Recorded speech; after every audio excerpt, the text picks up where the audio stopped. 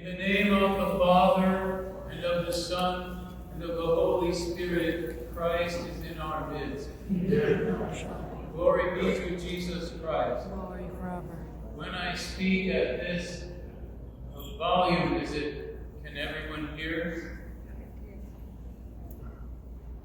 We have the beautiful gospel of the prodigal son today. And I was thinking, when you look at each of the characters, the father and the two sons, the son takes the wealth that he would be given when his father would give him that inheritance. And the boy was thinking of what he wanted to do with it rather than the father who gave it to him. So that's, I think, that wealth in the world always tricks us. Because it says you can enjoy what this can give you, but you can only enjoy it with the person who gives it to you. You can't enjoy wealth on its own. It's only enjoyed with the person who gives it to you as a gift. I don't know if you remember your Christmas when you were young.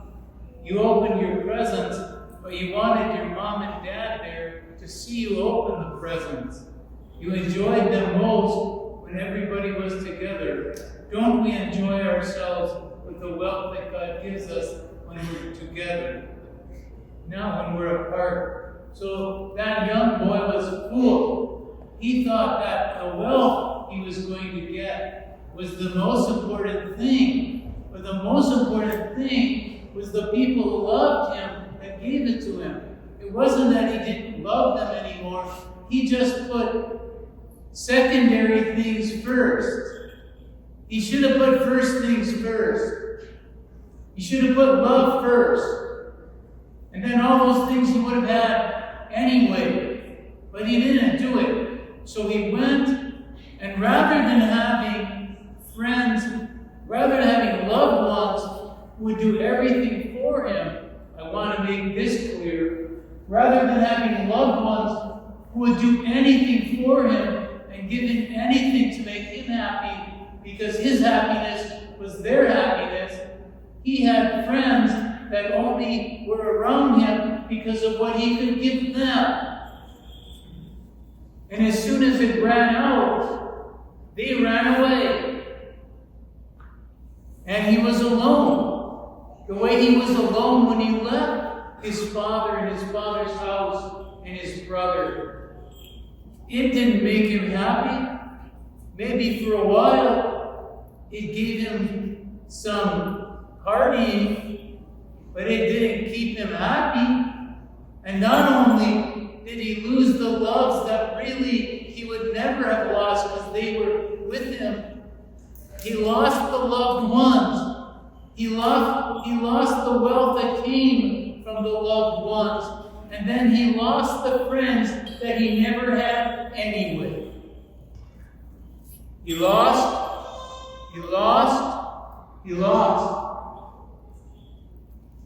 But he was strong enough to know that deeper than any of his disappointments and brighter than any of his darkest days was a love that his father had for him. When there was no one around, and he couldn't even get a job, and he was less than the animals he fed, when he was as low as he could be, when there was no place to sing, when there was no place to see, in his heart he knew, I once knew what love was. Maybe I lost it. Maybe I can never get it back. But I know my Father is so good. Even though I've wasted everything he gave me, he's never been bad to anyone. At least he'll give me a job. I know how good he is, that even if I disappoint him, I can go back.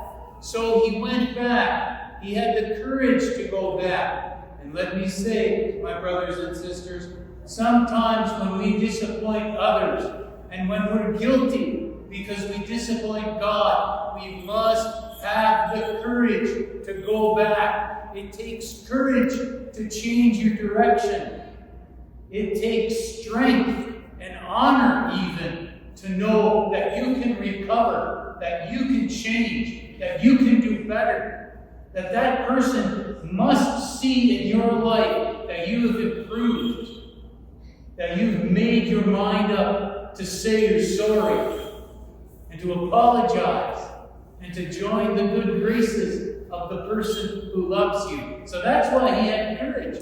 And in the Lenten life, you know, when you go through Lent, you'll find out that if you do the fasting and the prayers, you'll discover things about yourself that maybe you've hidden. And it won't be always so good, but it'll be good to face it. Maybe things that we should have done better, we didn't. People we should have treated better, we didn't. But we'll find in our hearts that we feel bad for it. You'll have a memory. Have you ever had a memory in your life? Maybe it's just in the afternoon, after you've worked or something, and there'll cross your mind something you remember that you wish you didn't do. It'll come in your mind, and you'll pass it off.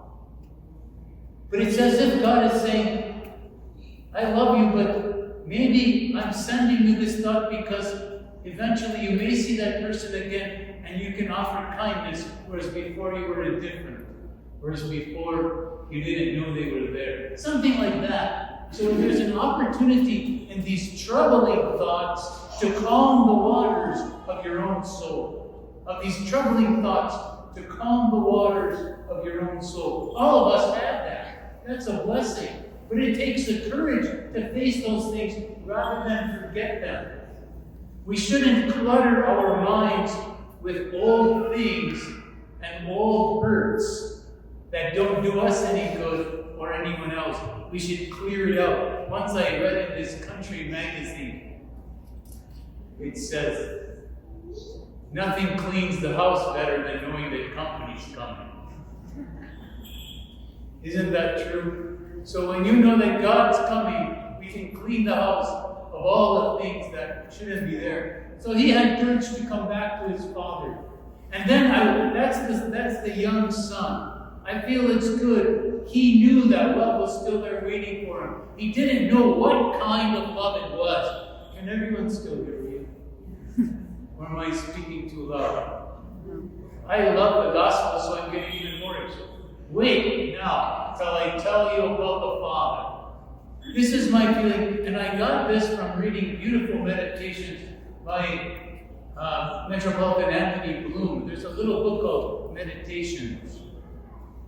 And he said, I feel that the Father was waiting at the door the day that his son was walking down the path. And I think this is beautiful because he was waiting every day. As soon as his son left that day, the first day, when he took off his clothes and laid them on the bed, we went out, he took all the wealth that he was supposed to get later now to use it on bad things, use it on frivolous things, things that don't last. His father went to the door every day to wait until he was going to come back. In the sunny day, in the bright sun of the afternoon, when nobody wanted to be out in that heat, he waited on the stoop of the stairs. Maybe my son will come today. Maybe I'll see him. Because more than the wealth he gave him was the love he had for him. The wealth was only an expression of that love. It wasn't the content of that love. It wasn't the foundation of it. It was love. So he waited every day. And one day, well, that's what Metropolitan Anthony Bloom says. So no, I love that. He waited every day, and one day here comes his son, all beat up, with nothing, with rags. All he had was one question, to ask his father if he could get him a job, because he didn't deserve his father to love him more. But he loved him. He called him son. He didn't say, you're just he wouldn't even hear of hiring him. He's not a hireling. He's a son. Just because he made these big mistakes, mistakes are what we do. It's not who we are. Mistakes are what we do. It's not who we are. Who we are beloved sons and daughters of God. We can never be just a hired person. God can never see us like the Father in His gospel as someone that He will have as a servant of Him, because our God is a servant of us, but our God considers us sons of His, daughters of His. We had a God who was such a servant that He died on the cross to take upon Himself all of our sins, and all of our illnesses, and even our death. We have a God who loved us so much that He took off the robes of glory and put on the rags of the Son coming to His Father. And this dad, when he saw his son on the day he waited for him, embraced him and kissed him. And then what did he do? It says that they brought him the best clothes. Can everyone still hear? I have to keep this volume. I'm not sure of the microphone systems ever. So if I am speaking like this, and you hear this, now listen to this. In the same meditations I was reading by Metropolitan Anthony Bloom, and I think this is very, I like it so much I have to walk up a few steps. It says in the translation, best clothes. You know what? It's His clothes. Bring His clothes. The clothes in the world He put off before. Somebody went in his room and folded them and kept that room nice. You know, sometimes when your little ones go off to college, you'll keep the room nice anyway, waiting for them to come back on vacation. So he kept the room, and he kept the clothes. So you know, I think it was, bring back His clothes. Bring back His clothes. The clothes He'd always wear. The clothes when He was my son. The clothes when He's still my son. The clothes that everybody knew Him when they looked at Him. The clothes that were a sign of His love for us. And wasn't it wonderful that they put those back on Him because He got back into the grace and love of His Father just as if He didn't leave. Not that He didn't do wrong, but His wrong didn't count as much as the rightness of His Father's love. It's not as strong. So, that's how much He loved His Son. And they must have loved Him in the house too, the prodigal son, because they wanted to have the fatted calf and enjoy it with Him. He must have made a good impression in that home before He left. They missed Him. It wasn't just the son that missed Him. It wasn't just the father that missed Him. The whole group of people missed Him. Now they felt for themselves. Isn't it true that we're really, our identity as individuals, as persons, is only so great as our community of everyone together? Just like your strong community. We're stronger when we're together. We're better together forever. We're better together forever. That's even our own identities that way. So they felt better about being themselves because the prodigal son had come back. And now there's one more person. It's the son. The older son. Now, we can never forget what the older son said to his father. I think this is the saddest part of this one parable. This hurts to even say.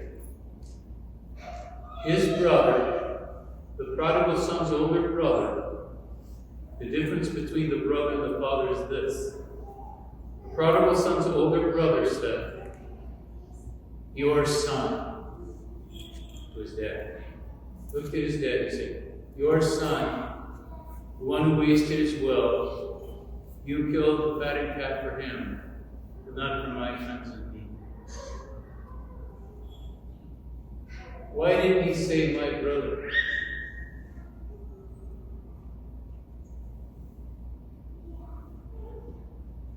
He didn't call the prodigal son his brother. Your son. Your son. So he cut himself off. That's why he was alone. That's why he only heard the music playing. That's why he couldn't join in the celebration. Because he pushed his father away and he didn't greet his own brother. Unfortunately, that man didn't have that love. And he said, your son. How does he ever come to his brother again? When he had a chance to say, my brother's home.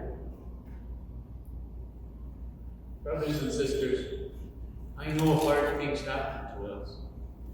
I know families have difficult things. But let's never lose the opportunity to call them my son, my daughter, my brother, my sister. No matter what. Because we don't want to put a distance between us. Bad things, situations that aren't good, hurt feelings, even very bad things that happen to us within a family.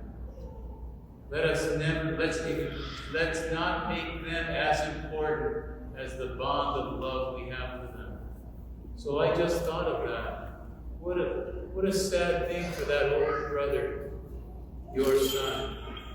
He should have said, my brother. Will he get a chance to get that relationship back again? I don't know. Let's not lose a chance to keep the relationships we have. Let's not break the thread that ties us. Let's bind more threads around it to make it a rope so that it'll never break.